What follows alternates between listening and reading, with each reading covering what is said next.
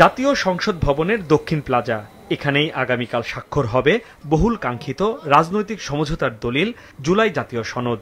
এরই মধ্যে আয়োজনের প্রস্তুতি প্রায় শেষ। জাতীয় ঐক্যমত্য কমিশনের সভাপতি প্রধান উপদেষ্টা ডক্টর মোহাম্মদ ইউনূসের উপস্থিতিতে রাজনৈতিক দলগুলো স্বাক্ষর করবে জুলাই জাতীয় সনদে।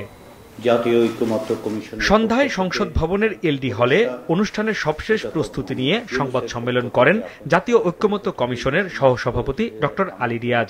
জানান, কোন রাজনৈতিক দল আগামীকাল জুলাই জাতীয় সনদে স্বাক্ষর না করলে পরবর্তী সময়ে সই করারও সুযোগ থাকবে। একদিনে কালকেই আমরা সকলে স্বাক্ষর নিতে পারলেই সবচেয়ে ভালো, একটা উৎসব মুখর একটা আনুষ্ঠানিকতার মধ্যে।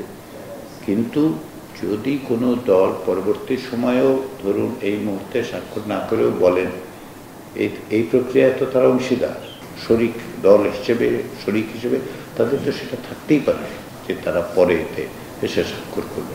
ঐক্যমত্য কমিশনের মেয়াদ আগামী 31শে অক্টোবর পর্যন্ত বাড়ানো হয়েছে উল্লেখ করে আলী রিয়াজ বলেন, কমিশনের মেয়াদকালের মধ্যেই জুলাই জাতীয় সনদের বাস্তবায়নের একটি পূর্ণাঙ্গ সুপারিশ দেবেন তারা। কমিশনের মেয়াদকালেই আমরা অত্যন্ত দ্রুততার সঙ্গে সুস্পষ্ট সুনির্দিষ্টভাবে পূর্ণাঙ্গ একটি সুপারিশ সরকারকে দেব, যাতে এটি বাস্তবায়নের প্রক্রিয়াটা এই সময়েই শুরু করা যায়।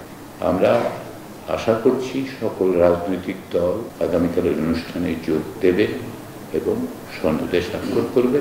জুলাই জাতীয় সনদ স্বাক্ষর অনুষ্ঠানটি স্মরণীয় হয়ে থাকবে বলে সংবাদ সম্মেলনে জানান সংস্কৃতি উপদেষ্টা।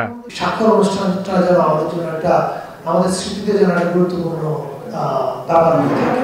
হাসনাইন তানভীর, মাছরাঙা সংবাদ, ঢাকা।